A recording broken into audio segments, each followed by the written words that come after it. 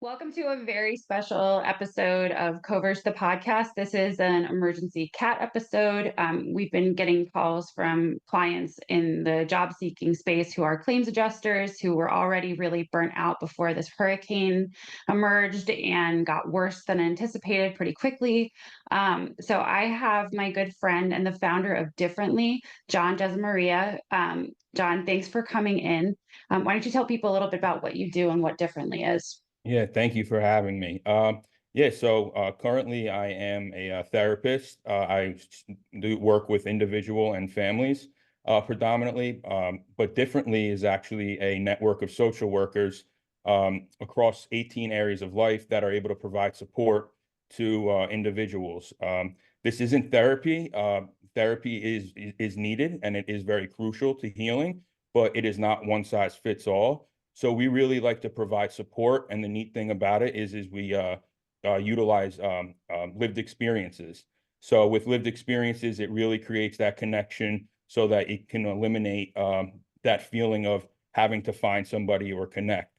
So it's really all about support and providing the resources that people need to feel confident on that next step. Awesome. So, one of the reasons we have you here today, and this is something you and I have been talking about for a while, is there's a perpetual level of burnout and stress for claims adjusters in the industry, many of whom are the first sort of line of defense or offense for an insurance company after an event like this. They're on the road, they're working through the weekend, they're working really late hours, and they're constantly in a position to be encountering very emotional people. You and I both come from New Jersey, where we've had our share of hurricanes and wet basements. And so we know what it feels like when sentimental things are gone, let alone your entire home. What do you think from a social work standpoint about this state of kind of continuous stress? What does that do for somebody like a claims professional and their family? Yeah, I think stress in general is extremely it's a trigger for so many people. Never mind, being part of a response team for a hurricane. Um, but stress is, found everywhere. One thing that I would have to say for the families, and I'll start with the families, is that to try and keep somewhat of expectations real, because a lot of times when we have unrealistic expectations, that can often increase, that stress, or it can even lead to depressive type feelings and additional anxiety. The other piece is to and I was mentioning it before, was about a ripple effect. And that is for an individual who is on that response team and is working countless hours. And when it is time to go home, these individuals are usually at a heightened level of stress. And if there's no one to talk to, a lot of times people just bottle it up. And then when they get home, it comes out in the wrong way. And I call it the ripple effect because if somebody who has that bottled up feelings gets home and then, takes it out on their child, that can actually traumatize the kid to a certain extent. So it's really like a downstream effect that's occurring with that type of trauma. But the other thing is for the actual responders who are at the site, you are dealing with such vulnerable people. So of course you have to be conscious of the other people, but then also, you're taking on a lot of the feelings as well, and we call it compassion fatigue. So Oh, for compassion sure. fatigue is really where you're feeling and taking on these other people's feelings so much that that is really what that burnout really is. It's just tired and feeling that emotion overwhelmed. So it's so important. And, I know it's hard to step away sometimes, but step away, take a walk, put on music, really try and set some small amount of time to just decompress, even during these busy times. Even if you have to, you know, step away at a time where maybe you don't feel it's not, appropriate. Your mental health comes first, and there's just little breathing exercises and techniques that you're able to research and find. I'm sure we can post a few different ideas in there in the comment section. but Yeah, we it's have really a breathwork expert that did an perfect. episode a few There you weeks go. ago that we'll repost. Our friend Andrea Wise, she actually came and did some breathwork sessions at a couple of conferences we've been at, and even before going on stage and speaking, I'm a person who doesn't like meditation, so I don't want people to think we're just saying, oh, it's going to be Yep. fine if you do some breathing exercises. Yep. But when she did this work with us, even the speakers who were like going on after her sessions had some, like relaxation in them that they didn't have before. And it's like just to sit and be in your body when your mind is spiraling can help you focus or can help you to just like Yeah. be ready to step into your house if you Yeah. have screaming kids at home and a Yep. stressful job at work. Yeah. And the last thing I'm going to say, and not many people like to disclose, emotions, feelings at work, but during being a first response on a first response team, um, you know, I believe it's very critical if you have your colleagues there. There's other people there as well.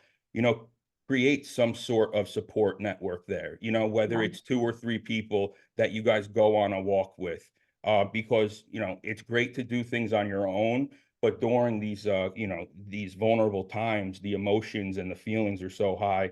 It is always good to have 1 or 2 other people that you can kind of just go back and forth with and kind of take some of that weight off.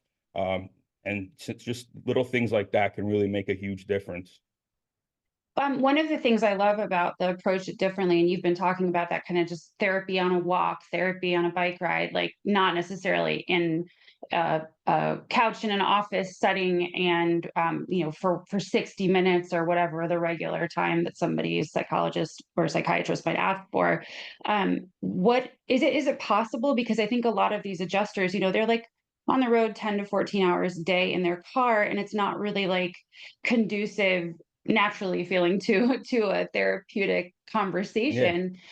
Are there ways that like in under 60 minutes people aside from the breath work can kind of um, get through that, either processing it with supportive Yeah, people in their network or with a definitely. social worker? Yeah, definitely. And that's the neat thing about social work, is, there are, therapists are, some of them are social workers, but we really value non-clinical social workers and lived experiences. And the Yeah. whole idea is about, calling up and building a relationship with a social worker who has similar lived experiences, or we have social workers that also work in some type of first response role.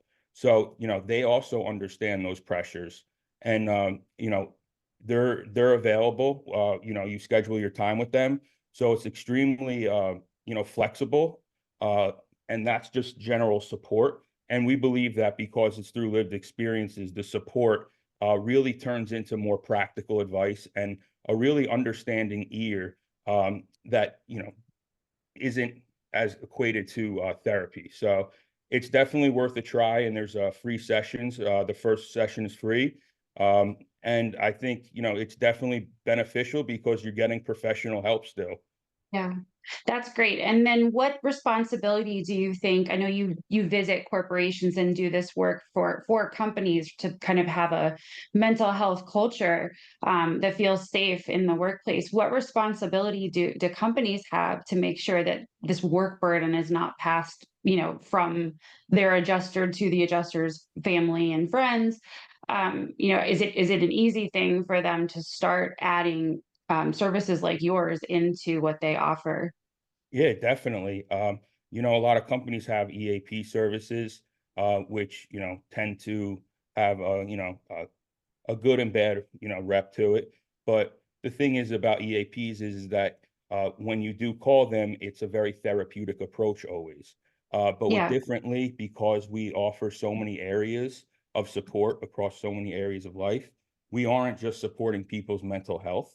We believe in a holistic approach where if somebody's having trouble finding resources and they're unable to find it, that's causing stress, which ultimately can then cause depressive type feelings. So we're more than just support in the sense of like we're here to listen, but we're also going to provide you with the resources, guidance, and any types of solutions that we can.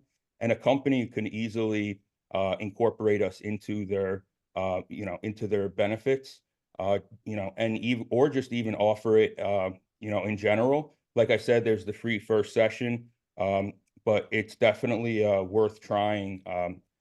If you're especially if you're in a first response role. And finally, we will share the National Suicide Hotline at the end of the episode on the screen. How can people get in touch with you and your team if they need some help this weekend? Do you have a preferred way for them to get you in an emergency?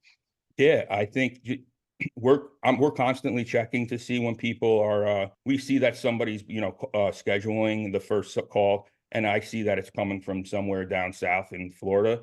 I already know that it's probably more of an emergency type, so we will Yeah, act on that, ASAP, and really connect right. you with at least some type of social worker. But the goal is to at least connect them with somebody who has similar types of lived experiences. Awesome. For claims professionals listening, please do reach out to John. He means it when he says that they're there for you, and you will have great support. I've reached out to John when I've needed support, when things have been rough for me. Don't let the stigmas around asking for help stop you from getting the help that will help you And help your family to feel better in Yeah, this. and also please let your families know as well, because a lot of times we focus on the individual who's dealing with the crisis or so on, but we often forget that the family is also really taking a burden to it too. So please, let Totally. your families know as well, especially any types of moms that are, now are in overload of stress. So Yeah. The default parent partner, it is a big burden. Just the normal societal support is not great. So when an emergency happens, definitely look out for exactly. your partners who are home with the kids. If they need a breather, you gotta activate that family network for sure, and get some help from friends too. Thank you, John, so much. I'm so excited that we'll get another chance to talk to you when it's not in a crisis situation. But Definitely. this episode, we wanted to get out really quickly.